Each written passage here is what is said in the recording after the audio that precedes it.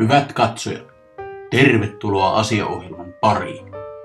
Radiossa ja lehdissä paljon esillä ollut vapaaotteluna rantautunut myös tänne karuun Pohjolaan, Suomineidon Helmaan. Onpa lajissa järjestetty jo muutamia onnistuneita iltamiakin, ja väki onkin vaeltanut runsaslukuisena helsinkiläisten urheilupyhättyjen lehtereille seuraamaan tuota hurjaa urheilumuotoa, jossa vain urhoollisimmat ja voimakkaammat nuoret miehet voivat kilvoitella toisiaan vastaan. Näin ne ajat muuttuvat. 50-luvulla nyrkkeiltiin ja nyt vapautellaan. Mitä näillä reippailla miehillä on kerrottavanaan harjoittelustaan ja tulevasta otteluiltamasta?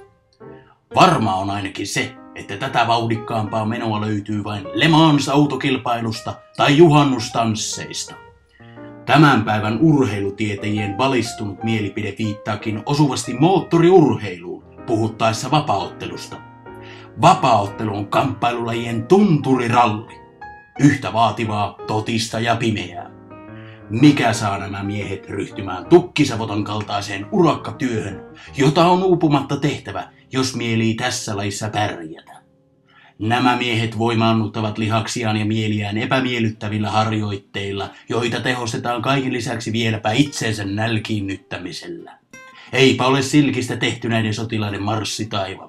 Olemme saapuneet Espoon niittykumpuun juuri parahultaisesti Fight Festival 30 otteluiltaman lähestyessä toteamaan paikallisten lajintaitajien Joni Salovaaran ja Juha-Pekka Vainikaisen tämänhetkisen kuntotason.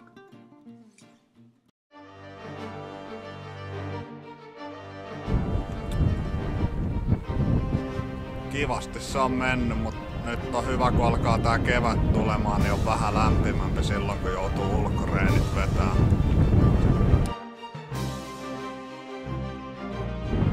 Ei siinä mitään. Kesälapsi olen, että niin kuin sanonta kuuluu, niin mieluummin liian kuuma kuin kylmä.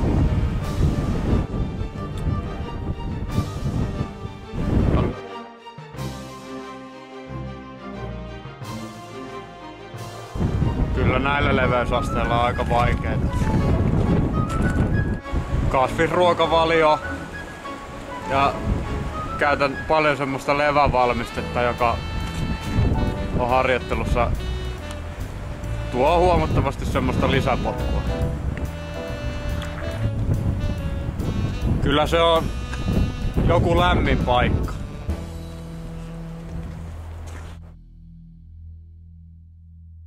No jos perheelle ja Sandia tyttöystävälle.